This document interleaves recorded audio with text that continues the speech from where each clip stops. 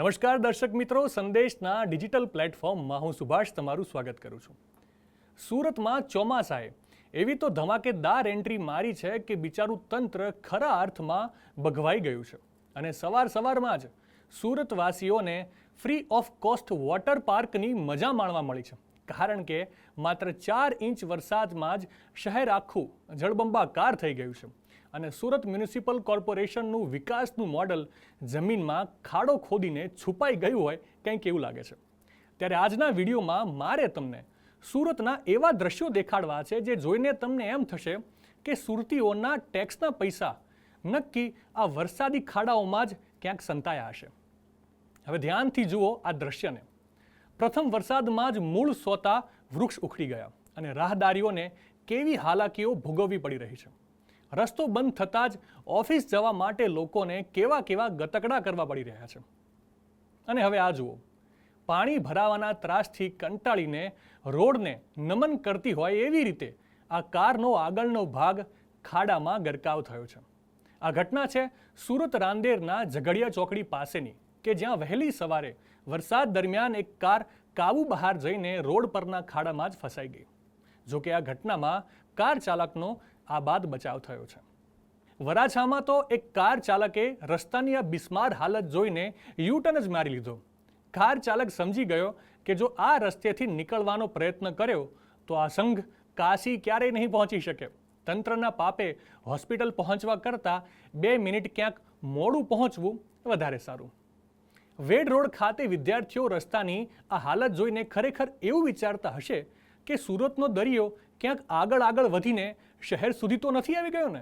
પરંતુ હવે આ નિર્દોષ બાળકોને કોણ સમજાવે કે દરિયાની તો ખબર નહીં, પરંતુ પ્રી મોન્સૂન કામગીરીના નામે પાલિકાનું પાપ વરસાદી પાણીના સ્વરૂપે શહેરમાં પ્રવેશી ગયું છે. ટૂંકમાં હાલ તો સુરતમાં બઢેગા ઇન્ડિયા તભી તો બઢેગા ઇન્ડિયાના સ્લોગન પર ખરેખર વરસાદી પાણી ફરી વળ્યું છે. જોકે તંત્રની આ ઉદાસીનતા નાના બાળકોને ખૂબ ફળી હોય એવું લાગે છે. બાળકોએ તો જાણે રસ્તાને જ સ્વિમિંગ પુલ બનાવી નાખ્યું. વરસાદી પાણી ભલે ભરાયા, કંઈ વાંધો નહીં, નાના બાળકો તો રાજી થયા. આ તો શું લાફો મારીને ગાલ લાલ રાખવા જેવી બાબત છે.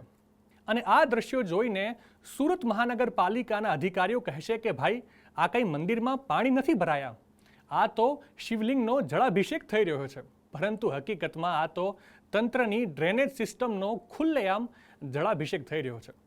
સવારે બિચારા ભક્તો દર્શન કરવા ગયા, ત્યાં તો તેમને ભક્તિની સાથે બોટિંગ કરવાનો વારો આવ્યો હોય કંઈક એવું લાગ્યું. તંત્રવાળાઓ, આટલી બધી ભક્તિ ન બતાવો કે ભક્તોએ દર્શન કરવા માટે હવે લાઈફ જેકેટ લઈને જવું પડે. થોડું કામ પણ કરી લો, બાકી આવતા વર્ષે શિવલિંગ સાથે તમે પણ તરતા થઈ જશો. મિત્રો, સવારથી સુરતના આ તમામ દ્રશ્યો જોયા બાદ મારી વાત ગુજરાતના વરિષ્ઠ પત્રકાર અને સુરત સંદેશના રેસિડેન્ટ એડિટર કૃષ્ણકાંત ઉનડકટ સાથે થઈ. આ બાબતે એમણે શું કહ્યું, આવો સાંભળીએ. સુરતનું નામ પડે ને એટલે તરત જ ડાયમંડ, ટેક્સટાઇલ, સોલાર અને જાતની વાતો થવા લાગે.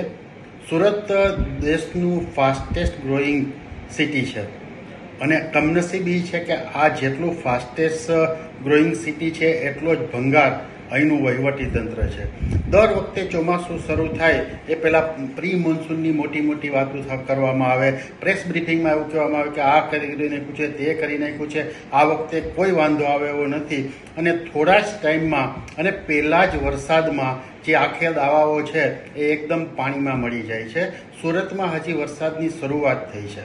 માત્ર 2 ઇંચ જેટલો વરસાદ પડ્યો છે. ત્યાં સુરતના લિંબાયત, વરાછા, કતારગામ, ડિંડોલી એ સહિત અનેક વિસ્તારોમાં આખા વાહનો અંદર ચાલ્યા જાય એટલા મોટા ખાડા પડી ગયા છે. અને આ કંઈ નવું નથી, દર વખતે આ થાય છે. દર વખતે ખબર જ છે કે અહીંયા પાણી ભરાય છે, અહીંયા ખાડા પડે છે, અહીંયા બધું થાય છે. વોટર સ્પોટ નક્કી કરવામાં આવે છે. આ વખતે પણ બધું જ કરવામાં આવ્યું હતું, પણ પરિણામે હતું એને એ જ બધું થઈ જાય. સુરતમાં ખાડી પસાર થાય છે. સુરતની આખા શહેરમાંથી વિંધીને ખાડી નીકળે છે. દર વર્ષે આ ખાડીના પૂરની સમસ્યાઓ થાય છે. હજુ એટલો વરસાદ નથી પડ્યો, પણ એ પણ અહીંયા થવાનું છે એ નક્કી છે.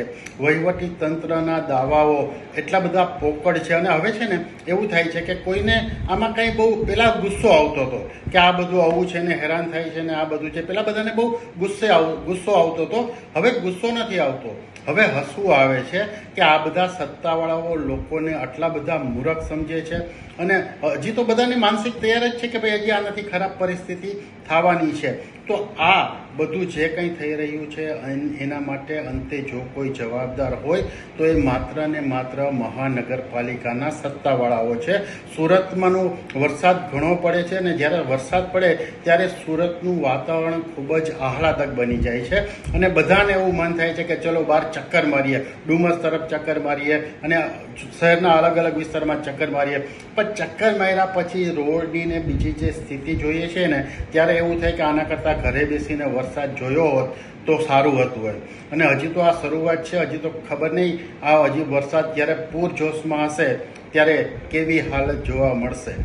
આશા રાખીએ કે આ વખતે કોર્પોરેશન કંઈક એટલું અત્યારથી હજી સમય છે તો એવું કરે કે લોકોને મુશ્કેલી ન પડે. અને પછી આ ગંભીરતાને સમજવા માટે જ્યારે મેં સુરતના મેયર માયાબેન માવાણીને ફોન કર્યા તો બસ રીંગો જ વાગ્યા કરી. પરંતુ અમારા સુરતના રિપોર્ટરે જ્યારે માયાબેન માવાણીને ધારદાર પ્રશ્ન કર્યા ત્યારે શું જવાબ મળ્યા એ જરા સાંભળી લો. આ ઘટના ખૂબ જ ગંભીર ઘટના છે, અને જે પણ આમાં કોન્ટ્રાક્ટર કે જે પણ અધિકારી તેના પર જે પણ કાર્યવાહી કરવામાં આવશે તે કડક રીતે પગલાં લેશું. બીજું કે તે પાલાનું ધોવાણ છે, અને આ ધોવાણ સિંચાઈમાં આવે છે. સિંચાઈમાં પણ અમે એમની સાથે વાત કરી છે. સિંચાઈ અને અધિકારીઓનું સંકલન કરી અને મેં તાકીદે આનો નિર્ણય આપીશું. બેન, વાત કરી તમે, પણ જ્યારે વરસાદ આવે છે ત્યારે આવી ઘટનાઓ બનતી છે. આપણે પ્રજાના ટેક્સના પૈસા લાખો રૂપિયા મહાનગરપાલિકાના એન્જિનિયરોને આપીએ છીએ, કેમ સારા રોડ રસ્તા હજી નથી મળતા? ગયા વખતે પણ અમે જાણ કરેલી સિંચાઈ વિભાગને, અને લેખિતમાં બી અમે લેટર આપેલા. અત્યારે મૌખિક સિંચાઈમાં વાત થઈ છે. સંકલન કરી અને સિંચાઈને પાળો બનાવવાનો હશે તો વહેલી તકે એ લોકોને સૂચના આપીશું, અને નહીંતર અમારે પણ એ સૂચન કરશે કે તમારે બનાવવાનું છે. એ સંકલન કરી અને અમારે બનાવવાનો આવશે તો અમે વહેલી તકે આનો નિર્ણય આપીને પાળો બનાવી આપીશું. બેન, આ તો ખાલી મોટા વરાછા વિસ્તારની વાત હતી, પણ શહેરમાં અનેક જગ્યાએ આ રીતના રસ્તા બેસી ગયા છે. જ્યાં જ્યાં કામ થયું છે ત્યાં રસ્તા બેસી ગયા છે, પહેલા વરસાદમાં જ બેસી ગયા છે. તો આ કઈ કક્ષાનું કામ છે? જ્યાં પણ રસ્તા બેસી ગયા હશે ત્યાં બધે અમારી નેતા સાથેની અમારી આખી જે 5 પદ અધિકારીઓ છે તેની ટીમ સ્થળ પર વિઝિટ કરીએ છીએ, અને જે પણ જવાબદાર અધિકારી હશે અથવા જે પણ જવાબદાર કોન્ટ્રાક્ટર હશે તેના પર કડકમાં કડક કાર્યવાહી લેવામાં આવશે. મિત્રો, ટૂંકમાં વાત બસ એટલી છે કે સુરત મહાનગરપાલિકા દ્વારા દર વર્ષે પ્રી મોન્સૂન કામગીરી પાછળ લાખો કરોડો રૂપિયાનો ખર્ચ કરવામાં આવે છે, અને ચોમાસામાં સુરતવાસીઓને વાંધો નહીં આવે તેવા દાવા કરવામાં આવે છે. પરંતુ મોસમનો પ્રથમ મોટો વરસાદ આ તમામ દાવાઓની પોલ ખોલવા માટે પૂરતો સાબિત થયો છે. જોકે આશા અમર છે, એટલે આશા રાખીએ તંત્ર ઘોર નિંદ્રામાંથી જાગે અને જનતાના કામે લાગે. અત્યારે બસ આટલું જ. દેશ દુનિયાની તમામ અપડેટ માટે આપ જોડાયેલા રહેજો સંદેશ ડિજિટલ સાથે.